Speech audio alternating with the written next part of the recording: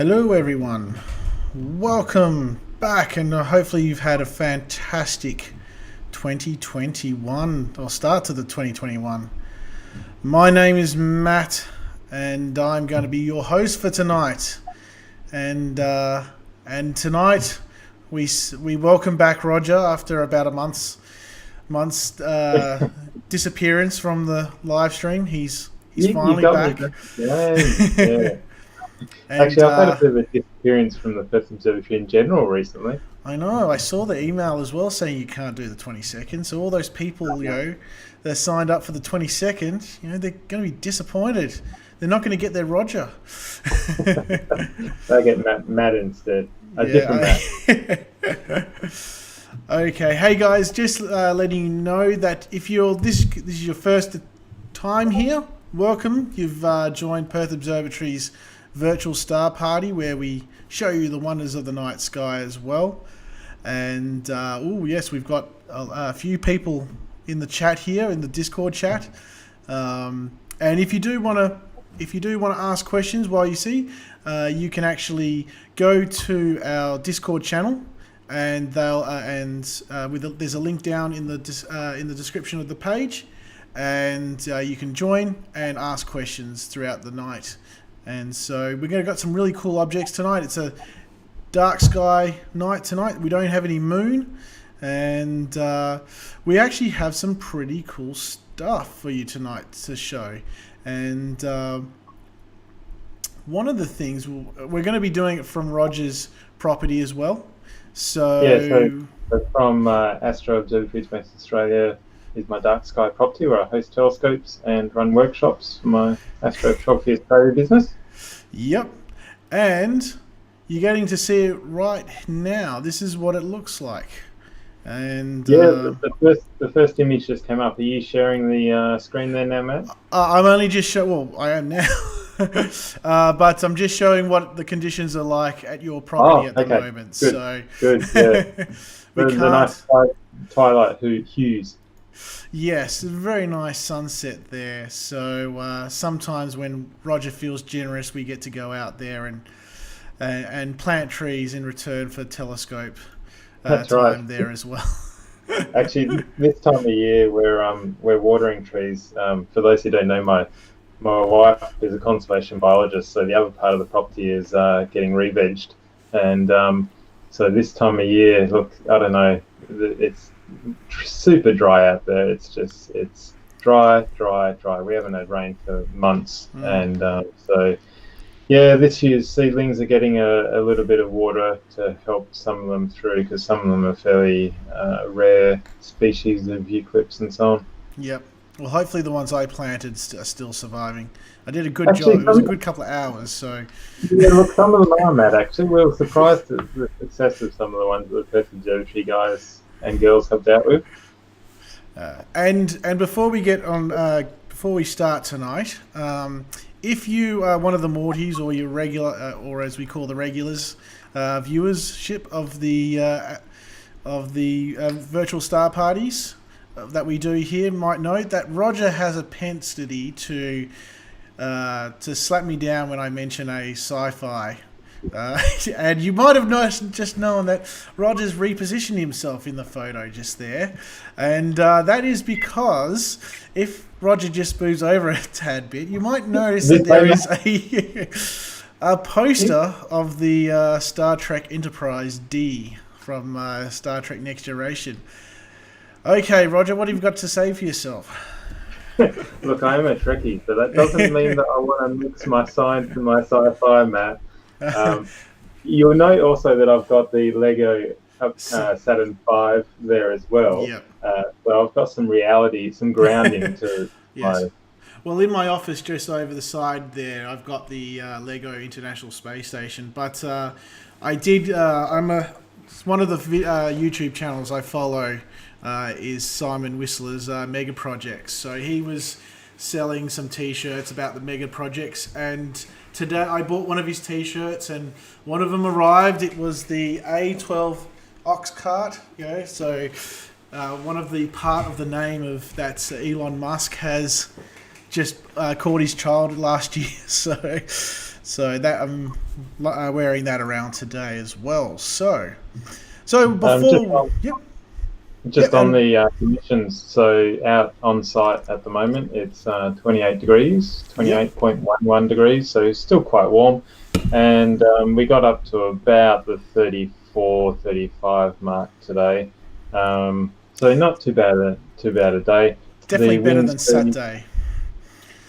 yeah, yeah. So 42 degrees here in, and that's Celsius, people, for here in Kalamunda.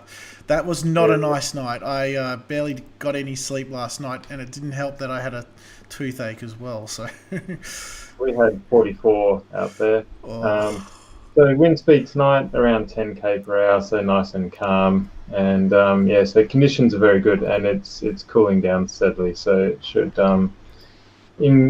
stay good for us. awesome. All right, so Roger, I'm guessing by the looks of this, we're looking at the Orion Nebula, Yeah, exactly 42. that. And Yay! it's somewhat upside down, I suppose. The well, it's a leaping crocodile we've got to the right rather than a running man, I suppose. Yeah, Um, So we've got the Orion Nebula in the centre of the Great Orion Nebula, and we've got the Running Man or Crocodile Nebula to the right there. Um, and this is taken in just the luminance filter, so more or less straight through, just a bit of an infrared cut on that. We'll try some different filters with this one, and you'll see some changes there. yeah, that's Um, looking really nice there. it has It's come looking up fairly really well. That's just gorgeous. the default scaling there. I'll just tweak this brightness a little bit. And I guess actually I should pull up my iPad and have a look at the YouTube stream to check if people are seeing. I've found in the past I've looked back on these and gone, wow, they weren't seeing as brighter image as what I'm seeing here. Yeah, and while Roger's doing that, I'll show you where we are in the sky. So right now we're looking probably northwest from the observatory's view, and this program's called Stellarium. If you want, to get it. It's free for desktop. There's a free version with ads for Android as well, and then there's a couple of other versions, paid versions for Android, and there's also a paid version for iPhone, but you don't get any ads. So there's no free version, unfortunately, for iPhone. But we're looking in the northeast here, and we're looking at Orion. And for the people in the northern hemisphere, please don't adjust your screens. It is upside down here in the northern hemisphere, other in the southern hemisphere. So we're looking at the knife he has on his, the blade of the knife he has on his belt, and this is where we're looking right here. So you can see why Roger is talking about why it's upside down, and it's also flipped as well. But that's due to Roger's telescope or Yeah, that's reflecting right. Because telescopes. it's a refractor which I'm photographing through tonight. Mm. The same one which we used last time when we specialised a bit on doing the narrowband filters. Yep. So yeah, so being a refractor with no correcting prism or anything in there, it is flipped, but rotated, flipped. Yeah. So such is life. It's space. What's up anyway? One of these days, those northern hemisphere guys are going to realise that they're actually on the bottom of the Earth, and we're actually up. Yeah. Anyway. And they'll realise when they come down to the southern hemisphere, they realise that we have all the good stuff here. So yeah. But it looks like on my viewing of the YouTube stream, we've got decent brightness there. I'll just have to remember to tweak it up a little bit. Awesome. But you can see some nice nebulosity around here. I'm just going to zoom in a little bit. So what we're looking at here is actually basically a star nursery, aren't we, Roger? Yeah, that's right. And actually the centre of it is a little bit overexposed in this 60-second exposure, but that's one of the tricks with the Orion Nebula, because of the extreme brightness of the core area. You actually have to do HDR shots to get that, to pull that out. So here I'm just doing a simple 60-second shot. So the main part of the stellar nursery, which, correct me if I'm wrong, Matt, but I understand to be in that central trapezium area. That's the Trapezium cluster. Those are massive, massive stars. If you put them in our solar system, they would gobble up Mercury, Venus, Earth, Mars, and even Jupiter. So probably even Saturn as well. They're that massive. So Right. Okay. they're gonna Yeah, I live. did. They're gonna live hard. They're gonna die young, just like Jimi Hendrix and all that kind of stuff. They're massive, massive big stars. So yeah, there's some decent wisps of nebulosity, but in terms of the stellar nursery stuff that's in there, what I thought I might try doing here is actually taking a series of red, green, blue, just to show the process that we go through to do that. Yeah, definitely. Normally this would be automated, and you would get a whole bunch of frames. What I'm going to do is one of each of red, green, blue, and I've already got some there of the luminance. I'll just check that they've been saved where I want them to be, and come up here. Let's see. And we're getting to see all your file systems here. Yeah, that's right. Yeah. All these galaxy clusters and NGC this and NGC that. Yep. I'm just trying to remember where exactly it auto saves these luminance files to. So while Roger's doing that, the Orion Nebula is actually about 25 light years across. So it's a pretty decent nebula, and it's already made a couple of 100,000 stars. It's probably going to make in the end, going to make up a couple of thousand stars at least. It is 1,344 light years away, give or take about 4 light years. So we are looking back in time when we see objects like this. So Roger is actually taking photos of what the Orion Nebula looked like 1,344 years ago. So it's that light has traveled all that time to get into your eye, and 1 light year is roughly about the same as 1 light year is roughly 9.5 trillion kilometers that light has traveled in that 1 year in a vacuum. So it is pretty impressive what we can see here. Yeah, now I've just realised that because normally I'd run this automated, as I said, and it automatically names the files when it saves them, and it's left that as HA. From the last filter I was using last night was hydrogen alpha, so hence I'm doing a bit of dodgy renaming of files here. I've got 2 red now, and I'm going to do green next. Yep. Hey Ken, I can see Ken has jumped on the chat. And actually, while that is, we've got some events coming up, because Ken is actually going to appear in one of these photos. So we've got Roger's property. Yep. And then we're going to have Astrofest. What's happened here? It's still stuck on your. Let's have a look. Nope. Now you're seeing my screen. There's an 80s song, something like that, stuck on you, isn't there? Stuck to you, yeah. Let's have a look. Oh, no. Oh, it's gone through. Okay. Well, I'll restart the slideshow.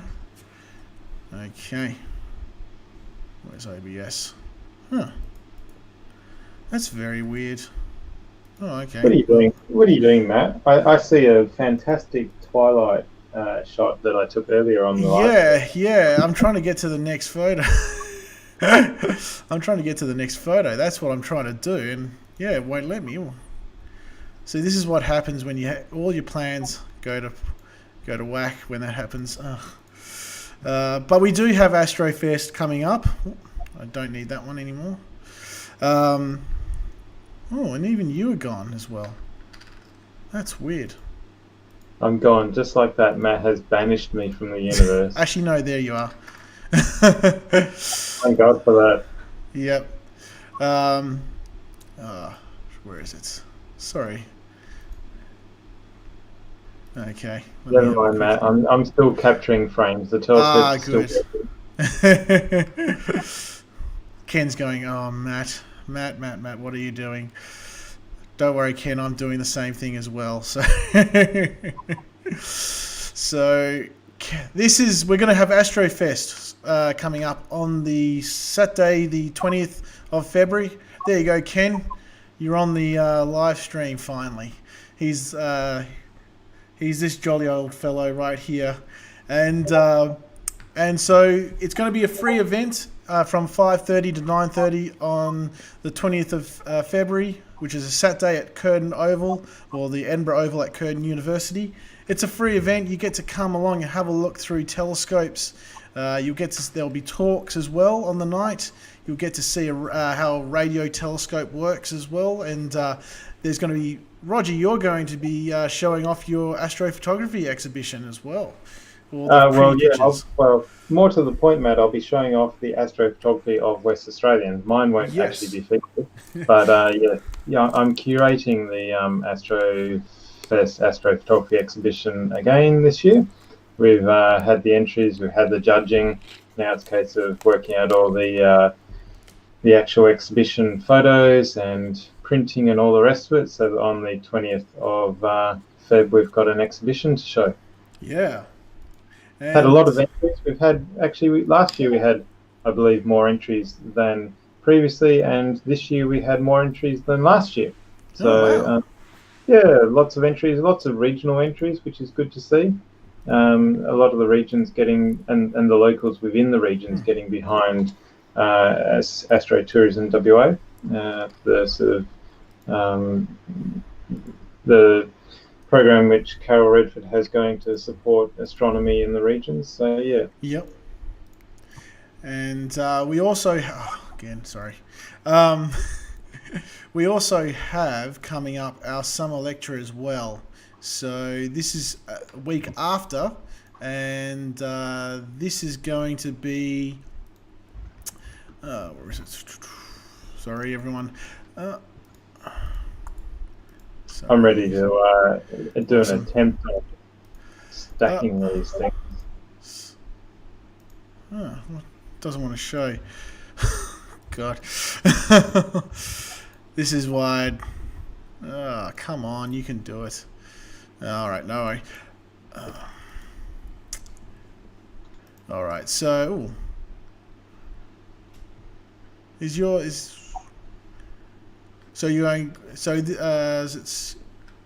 I see a big grey screen. Oh, there it is. Just. Okay. You can Sorry. Only sorry, guys. So a little bit of technical issues here. Okay. We're gonna have summer lecture. It's going to be based on. We're going to have some speakers from Marnie Ogg, who's the CEO of Australian Dark Sky Alliance, and Dr. Kelly Pendolay, who is the Vice President of the International Dark Sky Association.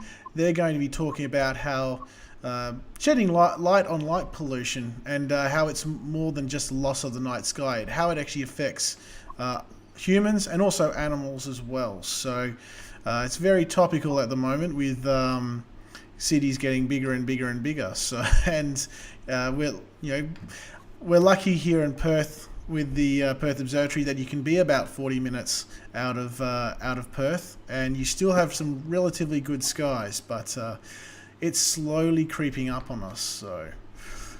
Yep. But yeah, it's going to be a really good night. We'll have a food van as well here, and a coffee van. If you want to bring up your own picnic, you can. The gates will open at 6, and they will. The gates will open at 6, and the talks are at 8. So it should be a really good night.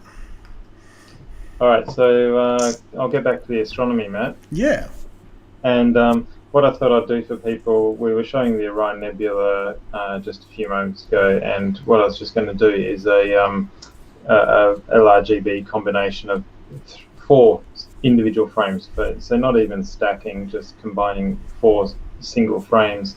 I thought I'd do this tonight because all the live streams I've done so far, you've only really got to see mono, as in grayscale images, because all my cameras which do this are like many astronomy cameras, most in that they're mono, and we use filters in front of the chips to take the color, or false color you might call it, images which we want using different filters. So I thought, heck, I'll try an on-the-fly LRGB stack. Hopefully the demo gods are kind to me here. I'm in PixInsight here, and I've just loaded up 4 frames. So yes. I've got luminance, blue, green, red, and I've added them to this star alignment tool, because the first thing we have to do is actually align these frames together, because there'll be slight movement between them. So I'm aligning on the luminance. I do that because the luminance is normally the brightest, so should be the best reference frame to use. And you can see in the background it's adding extra files there.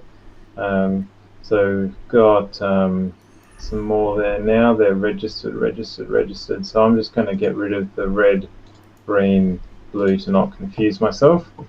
So if I just take a look at this red one, for example, you can see, if I brighten that up with the screen transfer function, it's still grayscale, but that is the red light. If I look at this green one, again, it's still grayscale, but that's the green light.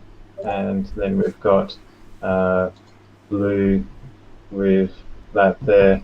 And so then once we've aligned those, then I'm going to do a simple LRGB combination of these guys. And Ken Lawson's here as well. Hello, Cyrus, saying live stack with Astro Toaster. Yeah, we can do that as well. I've got that on my laptop, so we can try that. So now with my new mighty laptop, I don't have to worry about the CPU running at 56% with just OBS and Backyard Nikon on and Discord. My CPU my CPU usage at the moment is 2.1%. So everyone at the Perth Observatory has heard about Matt's Christmas present to himself, his brand new laptop, which he's absolutely rapt about, which is good, Matt. Because every time I did a live stream, I wondered whether I'd end up with glass in my face from the laptop exploding. So. So I've just done the LRGB combination here, and you can see there's starting to be some colour which has come in there. I'm just going to whack a quick dynamic background extraction on this, just because it's the easiest way to get a rough colour balance. DBE is the tool which I first bought PixInsight for, and it's used for flattening the background in terms of getting rid of incorrect light gradients, but it works well for just a quick hack at color balance. Yep. So I'm just going to run a subtraction dB on this, and so we'll bring that up with a screen transfer function. Okay, that looks a little bit better balanced. I'll get rid of that. And so now what I'll do is I will just zoom in a little bit there, get rid of some of these dialogues. And the last one which I'll do here is just a saturation boost. So color saturation. Here I'm going to turn on the real-time preview and maximize that real-time preview. And then I'm going to just boost this oops, that's not what I wanted to do. So you're getting to see, with the redness, you're starting to see really the hydrogen in the actual nebula as well. And so what ends up actually starting to happen with this is you can get stars coming too close to each other, or it could just be there's been a gravity wave go through and it causes some of this dust and gas to clump together, and it starts producing stars. And within this clump you start getting what are called block globules, and you get in the middle you have the protostar, and the material is falling onto the protostar, and it starts off just by static electricity. And once that object has enough mass, it also starts being able to draw in more material, and the protostar gets bigger and bigger and bigger, and as it's getting bigger, it's getting hotter as well, and it's got more gravity, so it pulls more stuff in. And once it gets hot enough so that you can actually, for fusion to occur, the star turns on, blows away a lot of that cocoon, and what is left over, it could be a planetary disk, where you get planets, or even a sibling as well. When it's having a discussion with our chairperson Colin the other day, and he was reading Lisa Harvey's book, and one of her books, and talking about there's a 7 star system. So there are 7 stars in one system. Obviously not all rotating around each other. They're rotating around each other, and then they're gravitationally bound to each other. So it's pretty amazing what you can get, and you can get planets and stars from as well if there's enough material. So really, you're starting to see the color there. This is only 4 frames. It's one of each of their RGB filters. That's why you can see quite a bit of noise there. But still, having said that, so to put this in perspective, there's no dark frames, there's no flat frames, there's no bias frames. So we've done no calibration of this. We've got 1 frame of each, but we are getting reasonable color there, which is good to sort of show the effect that you can get. But yeah, that was just a quick demo. I'm going to have a look at some of those ones which Chris has suggested. Their sharp cap I've used quite a bit for polar alignment. It's got a really neat polar alignment tool, but I haven't actually used it for doing this live stuff, so I'll have to have a look at that actually. All right, so I'm going to minimize that, and I think the one you were wanting to look at, Matt, was the horsehead and flame sort of area? Yeah, let's do the horsehead as well. Alrighty. So this refractor is really quite wide. So in terms of its field of view, actually you can sort of see the purple box there in my screen, which gives an indicator of the field of view. I'm going to find Horsehead Nebula. And while you're trying to find that, I will go to Stellarium, and we'll show you where actually the Horsehead is. So we're here with the Orion Nebula, and it's only a short real journey to his belt right here. So this is the area of the sky that we'll actually be showing with this object right here. So we've got the 3 belts, the belt stars here, and we're looking at Alnitak as well, the area. So again, it's actually it's actually the right way for us here in the northern hemisphere. So we've got the Horsehead here, and you can just see that the Horsehead right here, and we've also got the Flame Nebula just here as well. And one amazing thing that's happened over in the last couple of thousands of years is that this star right here, I'll just make sure it's, oh, nope, whoop, wrong one. Hadn't turned on. Okay, that's what I want. We'll zoom back in again. And this star right here, this star is just a baby. It's not even a toddler. In galactical terms, this star has just literally been born.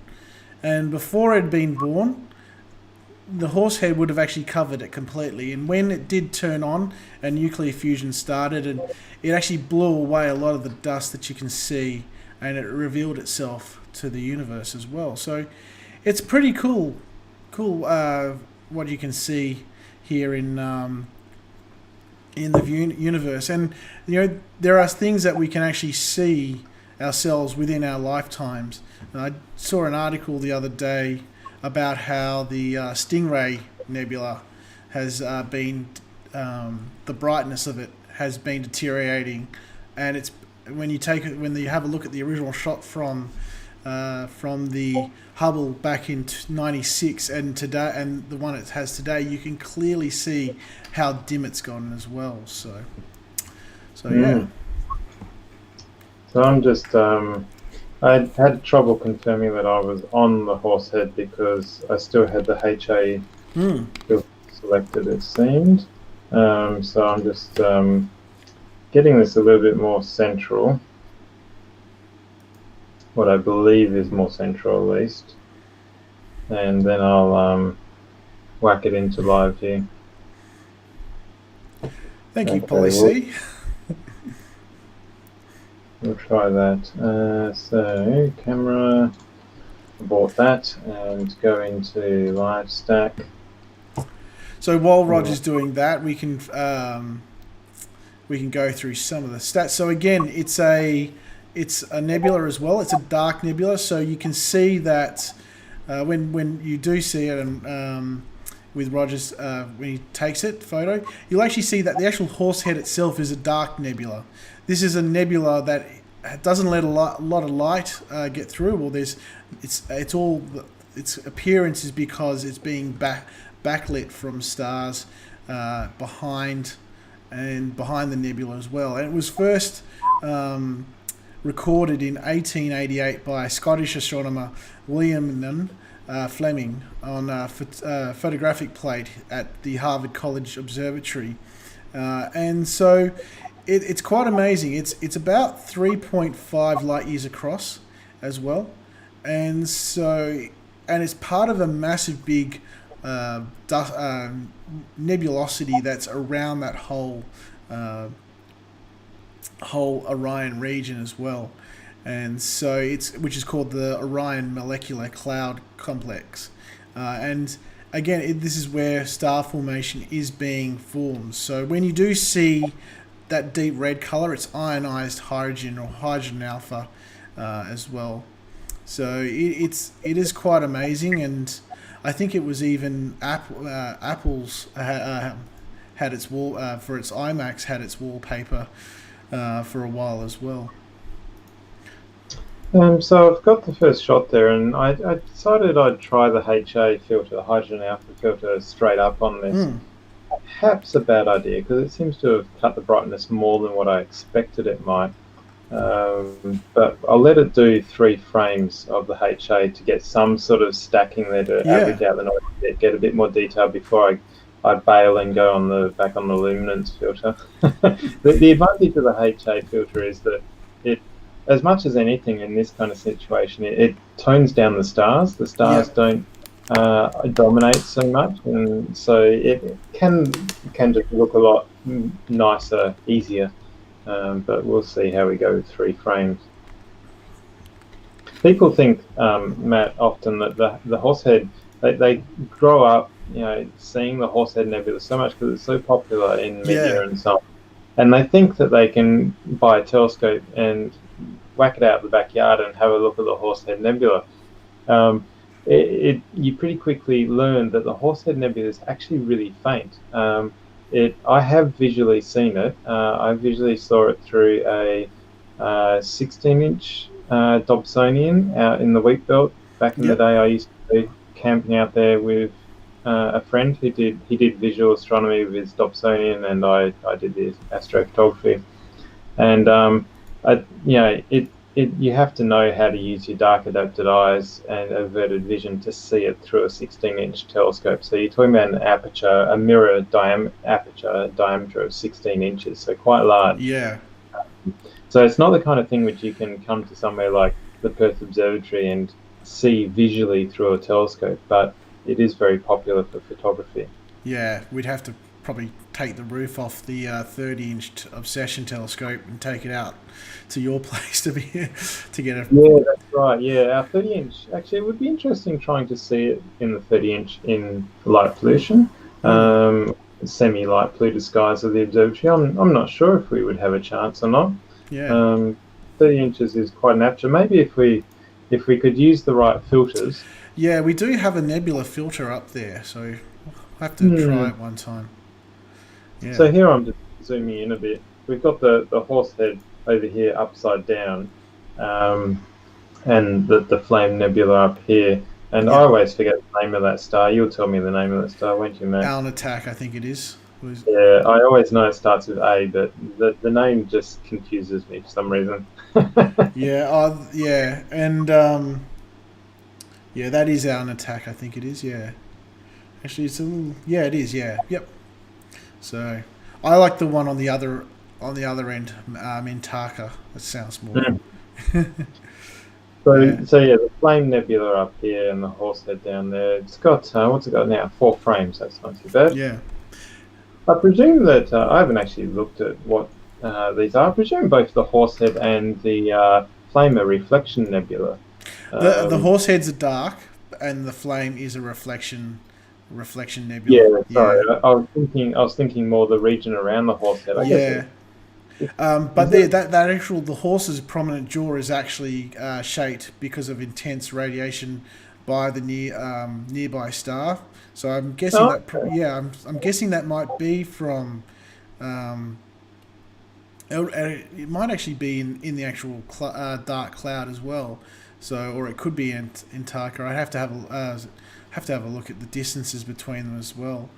But the Flame Nebula is fairly decent in size. It's actually about it's a 6 light year 6 light years, or actually sorry 12 light years across, all right. and it's about 900 to 1500 light years away from us. So it's relatively, again, it's in the same cloud, so it's relatively same distance as the Orion Nebula as well. So Yeah, yeah.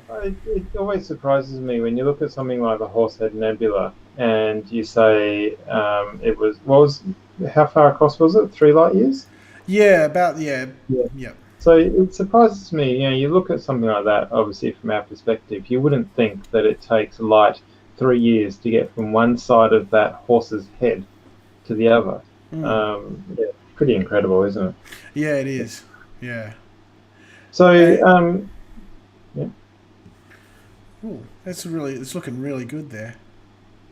yeah, it is. I'm going to probably leave it there.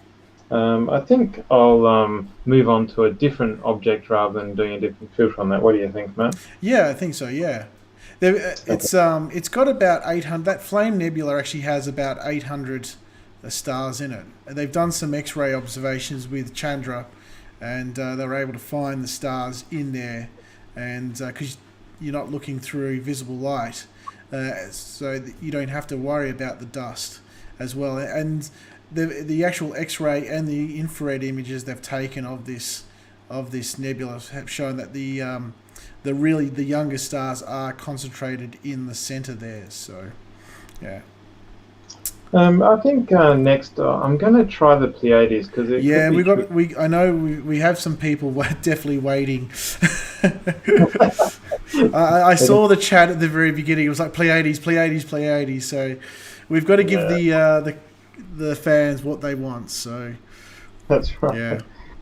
I'll slew all the way around And myself. there was actually a fascinating article on physics.org that was saying, I've always suspected it might actually be one of the older stories that that's been out there, but they think it could be as old as 100,000 years old. That the story of the Pleiades cluster, because when you look at um, all the stories around the world of this star cluster, and I'll show you exactly where it is.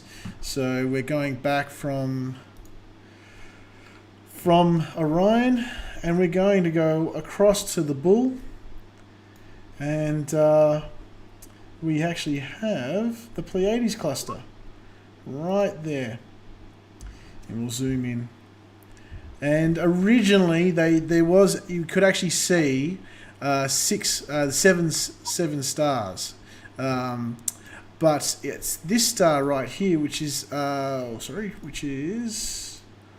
Pleione, has got so close to Alnione, and so we can't actually see it anymore. But in a lot of these cultures around the world, they're always women. So even 7 daughters. So they're the the seven daughters of Titan in Greek mythology. There's their wives in other cultures as well, and you can actually trace. It's not easy. It's funny to hear these different stories because you can trace where they came from, because as the humans came out of Africa, they went into Central Asia, or that way, and then they went into Europe, into Europe, and then they continued on into Asia, and then there was a split there where they went down to Indonesia and eventually into Australia, or they went up across the Bering Strait and into America, and then down the Americas as well. So it's really, really fascinating. And you can go out, even in really bad, like CBD light, you can still just make out the Pleiades cluster. They're that noticeable. And they are very special. They're not actually a really good big telescope object to have a look at. They are, you really do need...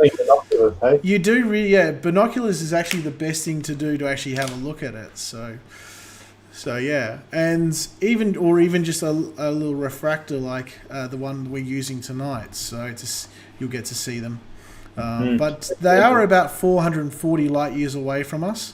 So they're relatively close. And from the data that the European Space Agency's Gaia Space Telescope has taken it, because it does a 360-degree sky survey of the sky, I think every month or so, and they're actually elongated. So the actual big stars are actually pointed towards us, and so the actual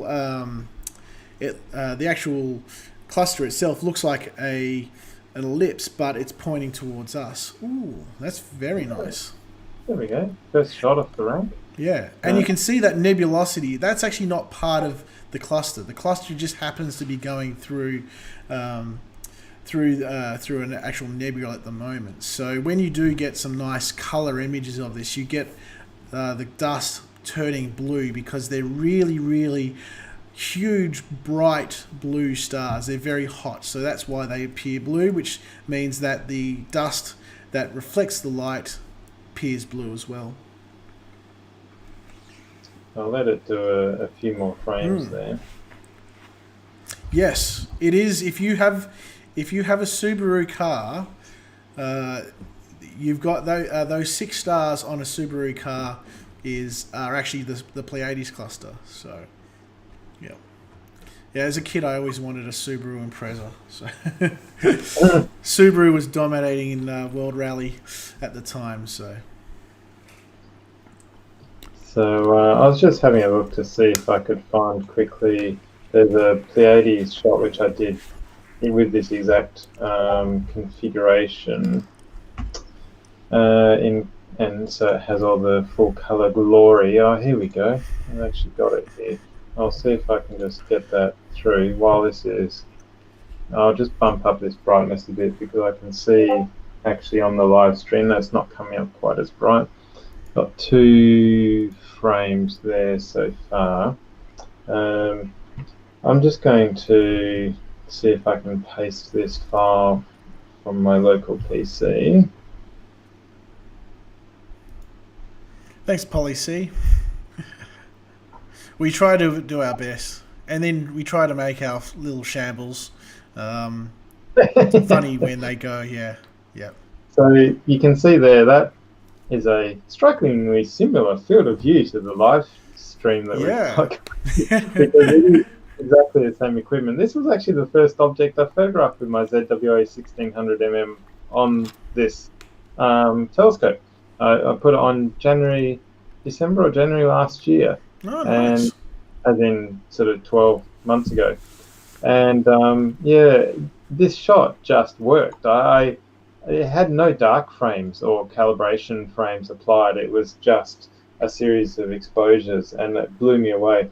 And since then, I've had no end of trouble. Yeah. I've recently worked out what a lot of my problems were. I've done 2 things. I've installed a new focus motor, so I've got a new focus motor on there to get better accurate autofocus, and I've discovered how ZWO cameras have a gain setting which V-Sky X, which I use for acquiring data, doesn't make the gain setting very obvious. It's actually buried deep down in the driver dialogues of the camera settings. And so you will go and set the camera to some ridiculously high gain because you're doing, I don't know, let's say a conjunction of Jupiter and Saturn. And then you come back and you think, why are my 15-second exposures overexposed? Yeah. And it turns out that it doesn't change the gain back when you come back in to do deep sky shots. So I've now worked that out, and 12 months of hell are behind me, and I'm hoping to get some more data. And I would again want to take this opportunity to apologise for the non-live stream for the live stream. Everything again was completely set up, and and unfortunately telecommunications here in Australia couldn't handle a couple of thousand people in the same location. So all using their the live stream of the conjunction. Yes, and Lisa Harvey Smith, Dr. Lisa Harvey Smith promoted us. It went really well. We had I managed to just get the actual live stream stats were saying there was over 1,000 people viewing, and trying to get to be able to tell them we couldn't do it because was a real hassle because no one could actually see. Well, I couldn't get to the actual chat because it was so slow, the internet speed. So yeah. So we've had something different happen to us here, Matt. Yep. We've had the roof close. Oh wow. Yeah, so the roof has closed because we just had a gust of wind come absolutely out of nowhere and knock through at 45 to 50 k per hour. I'm glad I don't have my tent up right there. We've been there before. That's for another live stream, you know. That story. We won't live stream that. Yeah. We won't live stream Matt's tent flying across Rogers Dark Sky Field. No, it never flew. It kind of collapsed, but yeah. So the roof has closed. I'm just having a look at the weather stats and just seeing what's going on. So Roger is the king of automation with his observatories. So he'll pull out his iPad and show you what the weather is like, and you have all these line charts of of how hot it's been, how much wind gust there's been, whether it's cloudy or not. So he can even close and open his the roof with his iPad as well. So it's very, very cool what he can do. Yep. So on the left of me, I'm looking at the various security camera and other feeds, and I'm seeing dust flying around in front of the cameras. Oh. And on the right-hand side, I can see all the roof status and security stuff and electricity use and things like that. And I've got the wind speed there, and the wind is back down at 22 at the moment. I'm just tossing up whether I can open the roof again or whether we have to call it quits. So I'm just. We're coming up to the hour, but we can talk at least about the Pleiades for the next couple of minutes before we finish up for the night. Yeah, it's a shame to only do 3 objects. We had some other good ones lined up, some supernova remnants, which it would be good to do. But yes, we'll do it another time maybe because I'm looking at some of these camera feeds outside the observatory at the moment, and there is dust and crap flying around everywhere. So it's good the roof. So is that the Albany Doctor also? Albany Doctor, yeah. So what happens out where I am in the central wheat belt is you have the southerly blow in from the south, and it then out over the top of us at the central wheat belt spins around and becomes what we have as the easterly here in Perth, in the hills. So yeah, that's right. The southerlies just come in and just knocked it. That's great because I'll leave the security door open tonight, but they'll cool the place down for tonight. Yeah, fair enough. Hey, it does a good job. We don't have to spend money on air conditioning bills unless it's you get about 4 or 5 days of just sweltering heat. So heated days. So yeah. Yeah, so Ken's saying when the weather dies down here in a few months, I'll be able to do some EAA streams as well. Oh, that's fantastic. Yes, we haven't been getting enough of Ken building Lego and whiskey as well. So, we all got our selection of whiskey and we're drinking it with him while he was making Lego. Certainly with the astronomy in the central wheat belt, it's world-class dark skies out there. In terms of sky darkness, it's just fantastic. It's amazing for only being, like, I'm an hour and a half from the hills, and it is literally world-class. It's fantastic dark skies, but you got to watch out for the wind. And certainly I've built this observatory, things like not on top of a ridge because I knew it would be windy. It's a bit more down in a gully kind of thing. And you've got to design for these kind of things because, like Ken's alluding to, they're up in the Midwest where Geraldton Way and so on where he is. It's way worse up there. It's just constant wind time of year. We've had a pretty good break for the last 10 or so days. We've had nice speeds of sort of 10, 15k per hour winds, and that's quite achievable. And by the time you're inside a walled enclosed observatory, even with the roof open, with solid mounts, and that is quite okay. But before that, we had 3 weeks of more 25 to 45k per hour winds, with the strongest gusts being up in the 80 to 90k per hour. It got good.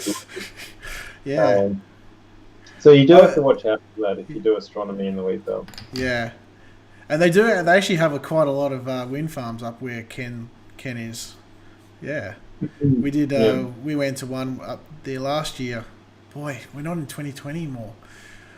No. But yeah, so we went up there in September over there, and that was rare. That's where Roger blinded me with his flash for his camera. So I got better, but another story of Roger attacking me. Poor Matt. Yes. So I had a workshop at the observatory a couple of nights ago, teaching some people how to use their Pixel tracker.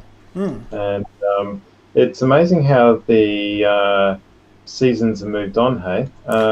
We've got Eta Carina and the Southern Cross are rising beautifully in the southeast now. I'm just going to paste this image through to my remote computer, which Matt's sharing the screen of here, and I'm going to just share this. This was just a quick 10-second exposure using my little Fuji X-T30 while the participants were doing their workshop. Can you see that there?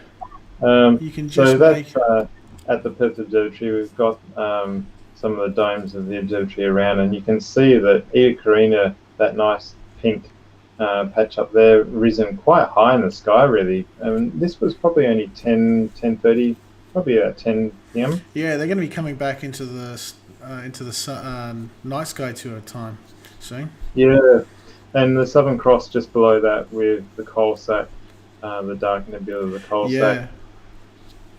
Southern Pleiades just there, up in next to Eta Carina, and we've got the small Magellaниc Cloud here. The large Magellaниc Cloud's off the top, but the small Magellaниc Cloud is getting a bit lower now. So I'm guessing for our Perth Observatory tours, probably another month, and we might be losing 47 tuck out of. Yeah, we'll be moving to Omega Centauri, the largest of the globular clusters. 10 million stars tightly packed in a ball.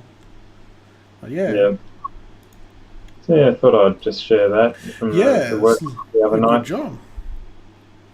They had a great night, and actually we heard we were off to the side of the viewing area where the observatory runs the main tours, and it seemed like the tour was having a good night as well.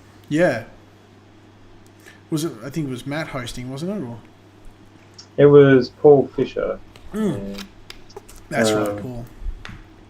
Now, I took some shots of the how do you pronounce it, Matt? Wolwonki? Wolwenkini, I think it is. Wolwankini? Yeah. I'm not sure actually if it's okay for me to Yes, share. it's okay. Yep. Yep. So, got another one here which I'll just shoot through.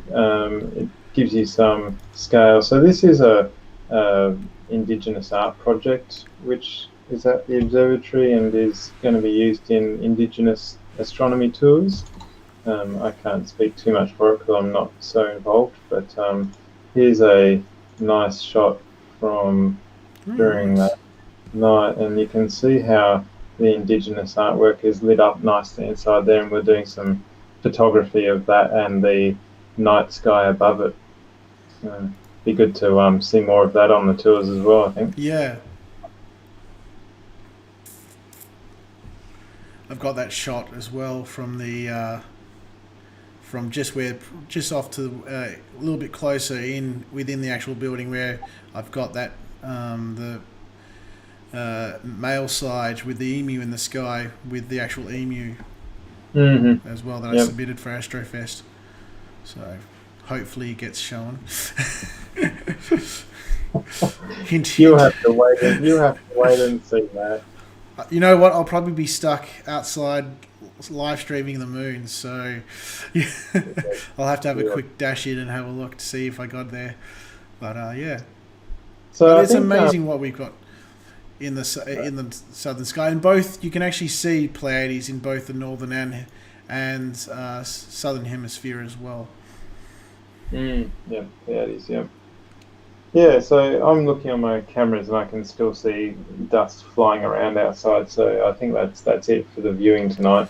We'll have to leave our other objects. We were going to go to the Christmas tree cluster and the Rosette Nebula and the Veil Nebula and M1. We'll keep them in suspense. So. Actually, sorry, not Veil. I keep writing that wrong. Bella Supernova Remnant. Yeah. Yep. And but still, that's it's good to leave on the Pleiades. They're only about 100 million years old. So think of them as kindergarten age for stars, and they're moving through space at about 40 kilometers per second. So imagine going from the Perth Observatory in the Perth Hills down to the CBD in less than a second. I would love to have that trip down back when I was working in the city or when I go to the Wildcats games. So, see, Roger, I got 2 references for sport this. Yeah, I haven't found any excuse to pull you up on sci-fi tonight either. Yeah. So. Yep. I'll be like Homer in The Simpsons. Remember that time you caught me doing this? Well, you've got the Star Trek Enterprise in the background. It was the best one. Yeah, Enterprise. It was. Yeah. I didn't get what got me into Star Trek when I was a teen was actually watching Deep Space Nine. I really loved that, but then definitely, I've never really got into the original series. I probably will be murdered by Trek fans here, but yeah, Deep Space. Next Generation was probably the better of the 2. So. Anyway, no problem. Matt, we don't talk about that. Well, we'll finish it there and on an hour, yes. And well, thank you, Roger, for joining us tonight. It's always a pleasure having you on the show. It's good fun to use my telescope like this. I don't often get the excuse to sit here and just use my telescope. Yes. So, and it's very meta as well because you're using TeamViewer to access your telescope, aren't you? Or you accessing the computer that's accessing the camera, and then we're using I think we use Google Meetings to have this screen up. So yeah, so it's amazing what you can do with technology these days as well. It is. Yeah. Thank goodness. Well, guys, thank you very much for joining us and sticking around all this time. I hope you've had a fantastic time. We're going to have some cool stuff. We're going to do, so this is the only live stream in January because January's really busy. We do Thursday to Friday night sky tours, and we're still almost fully booked. We've only got one spot in April now, So that's how far you know. So if you do want to book, you've got a night sky tour. You've got to book in now as well. I suppose, Matt, there is the option if someone did desperately want to book in, they could book an exclusive night tour. There's still days in the weeks when you and can that's why we're having to do the live stream tonight, because there actually is an exclusive night tour tomorrow. So, and there is another one next Wednesday for the Red Hat ladies at Kalamunda. So I'm going to be cooking up a barbecue for them as well. So I'm a man of many talents, not only live streaming. So. I think I'm hosting tomorrow night, actually. I'm hosting the ENT tomorrow night. Alrighty. Yeah, well, but thanks for having me. No problem. Matt. And guys, if you please share this the YouTube video of the live stream. It's going to be up still once we finish here. Share it with your friends and family so they can see all the cool stuff they do. Share it to the people in the Northern Hemisphere and get them very, very jealous as well. And if you do like us, please subscribe to the channel.